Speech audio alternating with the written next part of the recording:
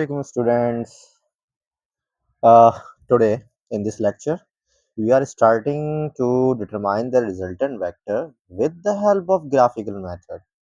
Students हमारे पास जब भी हम रिजल्टेंट वेक्टर को फाइंड आउट करने जाते हैं ना तो हमारे पास दो मेथड हैं। एक मेथड है ग्राफिकल मेथड और नंबर टू मेथड जो है वो by calculation we can say numerical method है।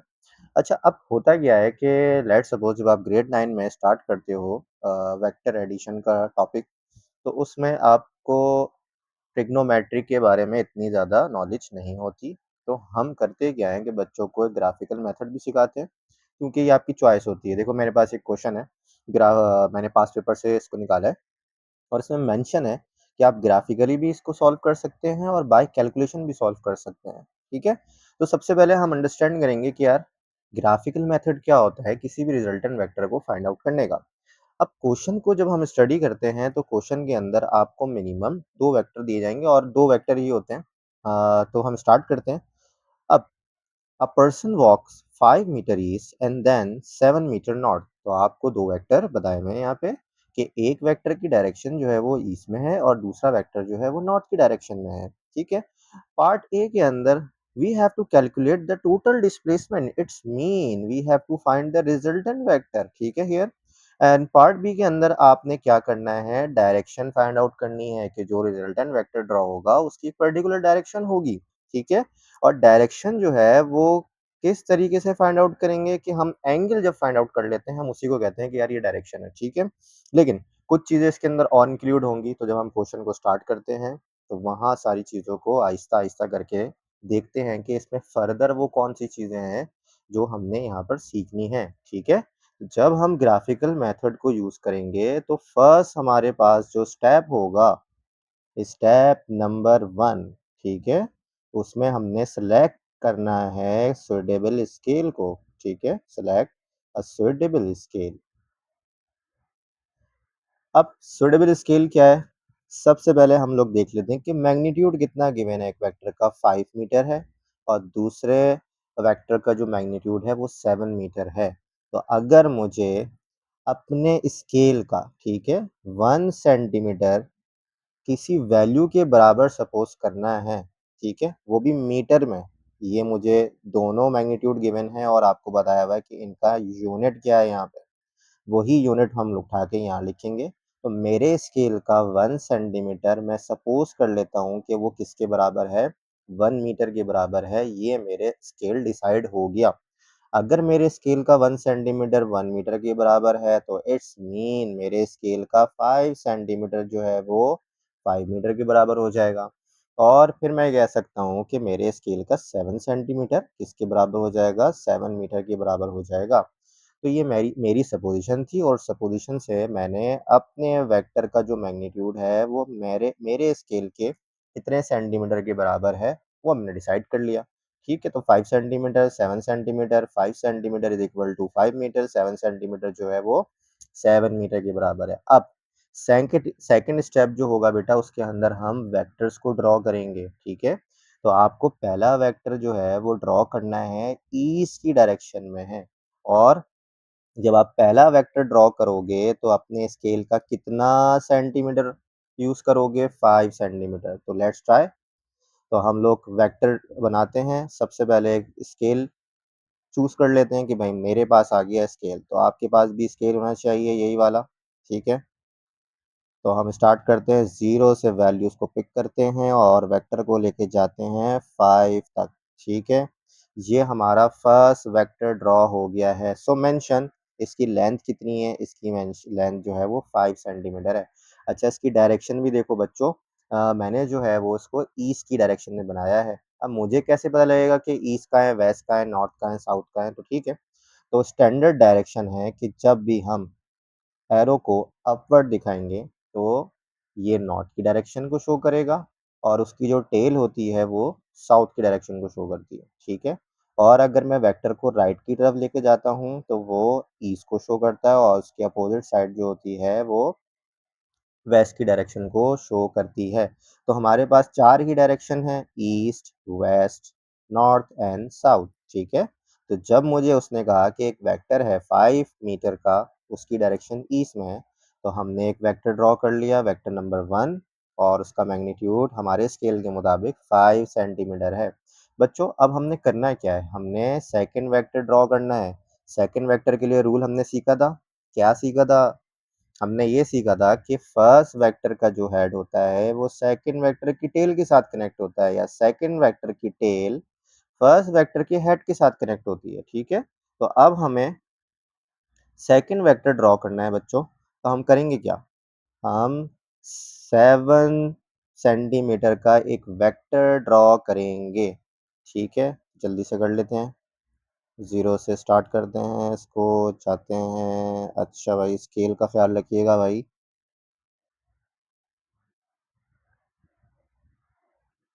चलो गुड हो गया। तो स्टार्ट करते हैं, इसको बनाते हैं। इसको लेके जाऊंगा मैं 7 सेंटीमीटर तक, ठीक है?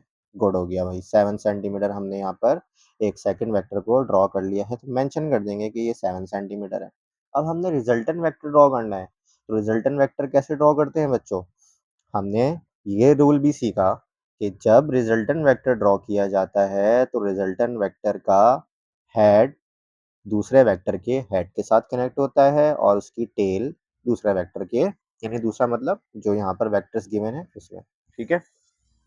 तो भाई वेक्टर्स को हम रिजल्टेंट वेक्टर ड्रॉ कर लेते हैं यहाँ पे जल्दी से।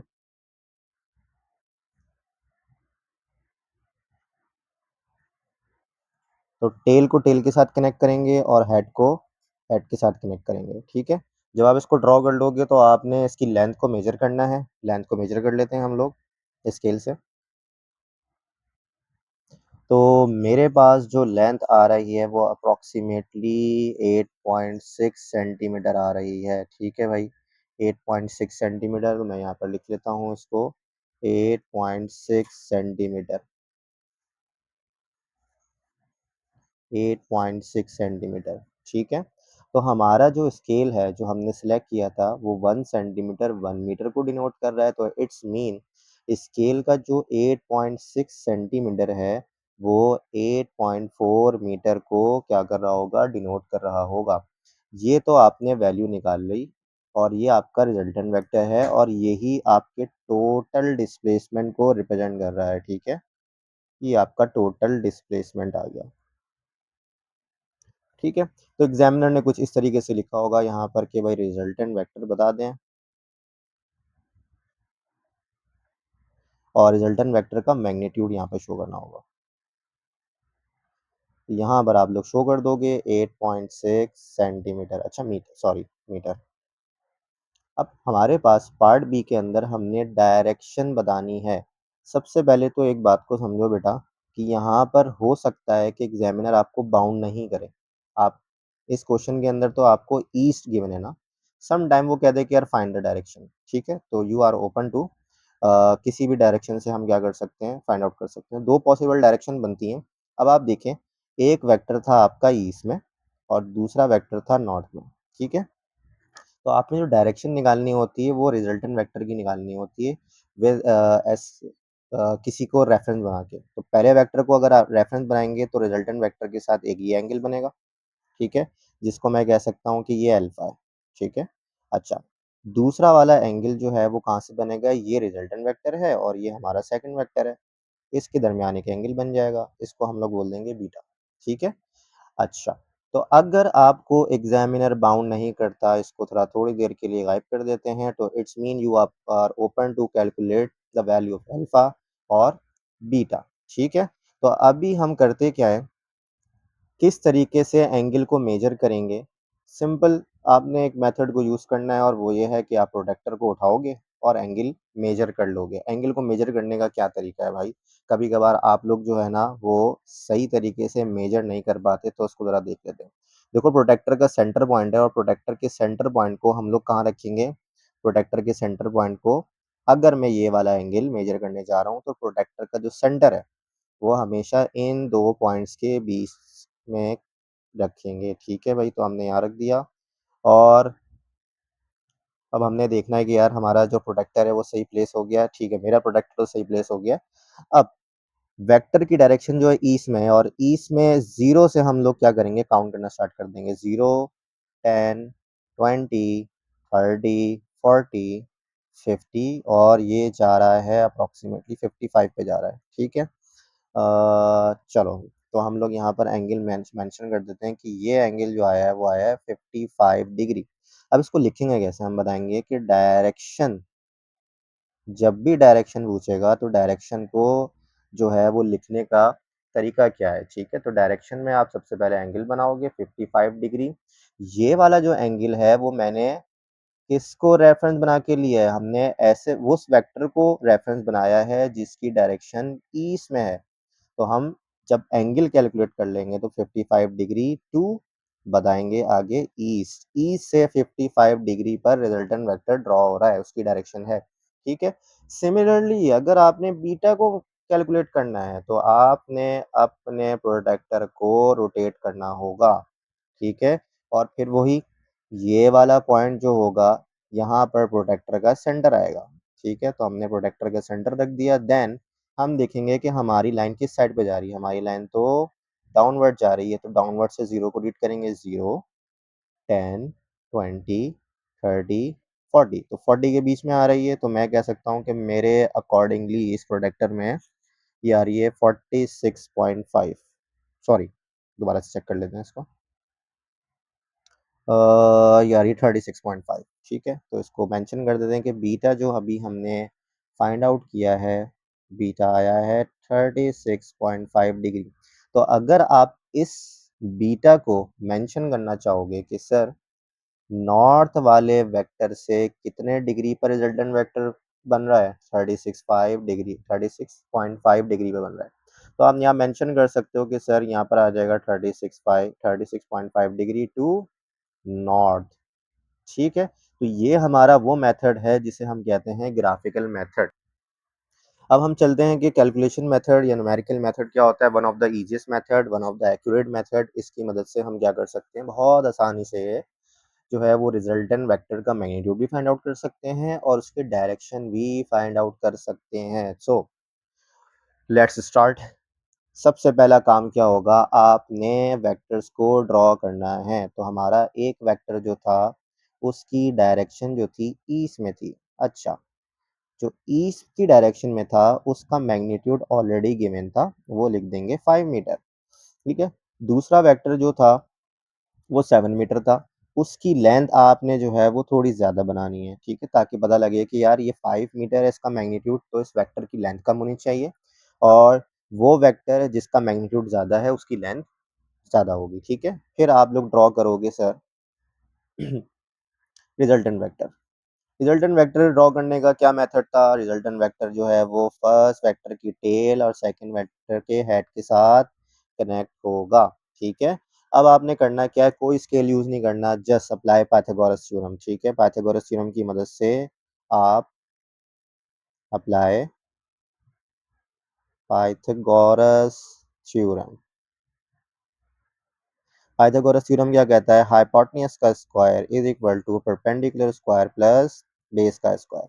लेकिन हमें यहाँ पर टोटल डिस्प्लेसमेंट कैलकुलेट करना है, तो टोटल डिस्प्लेसमेंट इसको मैं डी से बी सिंबलाइज कर सकता हूँ, ठीक है। तो मुझे डी कैलकुलेट करना है, तो डी कैलकुलेट करने के लिए यहाँ पर रूट लगाते हैं। परपेंडिकुलर क्या हो जाएगा भाई, परपेंडिकुलर आपका 7 और ये हो जाएगा 5, तो दोनों वैल्यूज रख दो भाई, 7 स्क्वायर प्लस 5 का स्क्वायर। इसको ज़रा कैलकुलेट कर लेते हैं, कैसे करें भाई कैलकुलेटर्स, मैं ज़रा कैलकुलेटर निकाल लेता हूँ। So student, under root 7 square plus 5 का square it gives you under root 74, और अगर इसको हम कन्वर्ट कर लें तो the value of d comes out to be 8.6 metre, ठीक है। तो आप इसको कंपेयर कर सकते हो ग्राफिकल मेथड से। ग्राफिकल मेथड में भी हमारे पास जो आंसर आया है वो 8.6 आया है, और अब आप देखो न्यूमेरिकल मेथड के अंदर भी 8.6 आ रहा है। डिफरेंस हो सकता है अगर किसी स्टूडेंट ने ग्राफिकल मेथड यूज़ किया है और किसी स्टूडेंट ने कैलकुलेशन या न्यूमेरिकल मेथड यूज़ किया है, तो उसकी डेसिमल वैल्यूज़ के अंदर डिफरेंस हो सकता है, यानी किसी की हो सकती है 8.5, किसी स्टूडेंट की हो सकती है 8.7, तो प्लस माइनस का एरर आ सकता है, ठीक है। तो ये हमारे पास मैग्नीट्यूड आ गया है, ज़रा इसको मेंशन कर देते हैं कि टोटल डिस्प्लेसमेंट, एग्जामिनर पूछेगा आपसे टोटल डिस्प्लेसमेंट बताएं, तो हम लोग यहाँ पर लिख दे रहे हैं total displacement is equal to unit भी मेंशन कर देगा वो आपसे, आपने जस्ट क्या करनी है, वैल्यू को राइट करना है। फिर अब हमारा जो दूसरा पार्ट होता है क्वेश्चन का, वो होता है डायरेक्शन फाइंड आउट करने का, ठीक है? इसमें हम लोग एंगल फाइंड आउट करते हैं, ठीक है? तो अगर इसी क्वेश्चन को फॉलो करें, तो हमने करना क्या है, हमें ईस्ट को रेफरेंस बनाना है और फिर डायरेक्शन फाइंड आउट करनी है। तो मेंशन कर दोगे बेटा यहाँ पर एंगल, वेक्टर ईस्ट की डायरेक्शन में ये वेक्टर है, ठीक है? और उस वेक्टर से आपने रिजल्टेंट वेक्टर तक का एक एंगल फाइंड आउट करना है, उसको मैं कह देता हूँ थीटा, ठीक है? अच्छा, अब जब हम थीटा को फाइंड आउट करने जाएँगे तो इस एंगल के अपोज़िट साइड क्या होती है? बेटा परपेंडिकुलर होती है, ठीक है? और जिस साइड के ऊपर एंगल बन रहा होता है वो होती है बेस, ठीक है? तो परपेंडिकुलर ओवर बेस का जो रेशियो होता है वो बराबर होता है tan ऑफ थीटा के, ठीक है? अगर आपने थीटा कैलकुलेट करना है तो tan को वहाँ शिफ्ट करा देंगे, इट्स मीन ये बन जाएगा tan inverse perpendicular over base. ये फॉर्मूला आपने यूज़ करना है जब भी आप डायरेक्शन फाइंड आउट करोगे। तो इस फॉर्मूले के अंदर वैल्यूज़ पुट कर देते हैं, tan इनवर्स 7 डिवाइड बाय 5, ठीक है? तो जल्दी से कैलकुलेट कर लेते हैं, shift tan inverse 7 divide by 5, तो हमारे पास एंगल आ गया है 54.4, ठीक है, 46। अच्छा, अब आप इसका आंसर दोगे तो कैसे दोगे? 54.5 54.46 टू ईस्ट, तो ये आपका फाइनल आंसर हो जाएगा। अब एक एग्जांपल है, इसको हमने पास्ट पेपर से उठाया है, इसको ज़रा सॉल्व करते हैं और उसके बाद अपनी टॉपिक को एंड करते हैं। चलो भाई, आपको कुछ वैल्यूज़ दी हैं यहाँ पर, the passenger runs across the ship at 2.4 metre per second due north, और जो लार्ज शिप है वो travelling due east at 6.8 metre per second. आपको दो वेक्टर मेंशन कर दिए हैं। पहला वेक्टर जो है उसका मैग्नीट्यूड 2.4 मीटर पर सेकंड है और सेकंड वेक्टर उसका मैग्नीट्यूड है 6.8 metre per second. We can use graphical method और बाय न्यूमेरिकल मेथड। तो हम एक काम करते हैं, कैलकुलेशन मेथड को ही यूज़ कर लेते हैं। तो first we have to draw the vector, first vector, उसकी लेंथ आपने क्या रखनी है, छोटी रखनी है। 2.4 को ड्रॉ किया है मैंने यहाँ पे, तो 2.4 के लिए 2.4 मीटर पर सेकंड यूनिट भी मेंशन कर दीजिएगा। उसके बाद आप सेकंड वेक्टर ड्रॉ करोगे, कैसे? सेकंड वेक्टर की टेल फर्स्ट वेक्टर के हेड के साथ कनेक्ट होगी, ठीक है? इसकी लेंथ थोड़ी बड़ी कर दीजिएगा, ठीक है? तो अब यहाँ मेंशन कर सकते हैं कि 6.8 metre per second resultant vector draw करना है। भाई रिजल्टेंट वेक्टर ड्रॉ कैसे करते हैं? रिजल्टेंट वेक्टर जो है वो फर्स्ट वेक्टर की टेल और सेकंड वेक्टर का हेड आपस में कनेक्ट होगा, ठीक है? ये हो गया भाई कनेक्ट। अब हमने जब रिजल्टेंट कैलकुलेट करना है, इसके रिजल्टेंट को हम बोल देते हैं v। तो v अप्लाई पाइथागोरस थ्योरम। तो पाइथागोरस थ्योरम के लिए v is equal to root 6.8 का होल स्क्वायर प्लस 2.4 का होल स्क्वायर। तो जरा इसको कैलकुलेटर में सॉल्व कर लेते हैं। Root 6.8 whole square plus 2.4 whole square, ठीक है? It gives you 7.2। तो हम लोग यहाँ लिख देते हैं आंसर 7.2। अब हमें एंगल मेजर करना है और एंगल मेजर करने के लिए उसने मेंशन किया हुआ है कि आपने किस वेक्टर को रेफरेंस बनाना है, यानी वो वाला वेक्टर जो कि नॉर्थ की डायरेक्शन में है। तो it's mean we have to find this angle, ठीक है? ये वाला एंगल फाइंड आउट करना है। तो आपको बताया था मैंने कि भाई जो एंगल आप लोग फाइंड आउट करने जा रहे हो, ठीक है, उसकी अपोजिट साइड क्या होती है, परपेंडिकुलर, और जिस साइड के ऊपर ये बन रहा है वो साइड बन जाएगी बेस। तो tan थीटा अप्लाई करिएगा डायरेक्ट, यानी tan theta is equal to tan inverse perpendicular क्या है हमारे पास 2.4 डिवाइड बाय 6.8। जल्दी से इसको कैलकुलेट कर लेते हैं। tan inverse 2.4 divide by 6.8, it gives you 19.44, ठीक है? 19.4 कर देते हैं इसको। तो ये हमारे आंसर्स आ गए हैं। हमने किस तरीके से जो है वेक्टर ड्रॉ करना है, किस तरीके से हमें डायरेक्शन फाइंड आउट करनी है, तो हमने वो सारी चीज़ों को जो है यहाँ पर क्या कर दिया है, सॉल्व करना सीख लिया है। तो इट्स मीन आपको ये सारी चीज़ें समझ में आ तो गई होंगी। अगर कोई प्रॉब्लम आती है तो जस्ट कमेंट कर दीजिएगा, ताकि हम आपकी क्वेरीज़ को जो है वो देख लें और उसको रिज़ॉल्व कर दें। तो आज के लिए अल्लाह हाफ़िज़।